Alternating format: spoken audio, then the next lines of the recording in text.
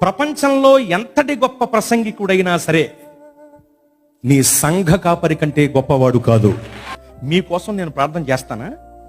ఏదో వచ్చాను కాబట్టి ఇప్పుడు ప్రార్థన చేస్తాను కానీ ప్రతిరోజు మీ కొరకు పేరు పేరున నేను ప్రార్థన చేస్తానా? చేయను కదా.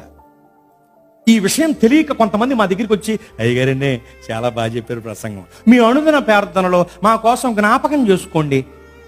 అనుదినం నీ దినమేం కదా, అనుదినం నేనే కాదు ఏ ప్రసంగికుడు నీ కొరకు ప్రార్థన చేయడు. ఏదో ఒకవేళ చేస్తే అందరి కొరకు ఒకటే ప్రార్థన, పప్పును రుబ్బులేసి రుబ్బేసినట్టు. ప్రభువా చాలా మంది ప్రార్థన చేయమని అడిగారు నాయన, కానీ వాళ్ళ పేర్లు నాకు గుర్తులేవు నాయన, నేను మర్చిపోయినా నువ్వు మర్చిపోయే దేవుడివి కాదు నాయన, ఏదో ఒకటి చేయండి నాయన అని ప్రార్థన చేస్తాం తప్ప పేరు పేరున మీ కొరకు శ్రద్ధ కలిగి ప్రార్థన చెయ్యం. మీ బాధను తన బాధ అనుకుని మీ కొరకు విజ్ఞాపన చేసే ఏకైక వ్యక్తి మీ సంఘ కాపరి మాత్రమే.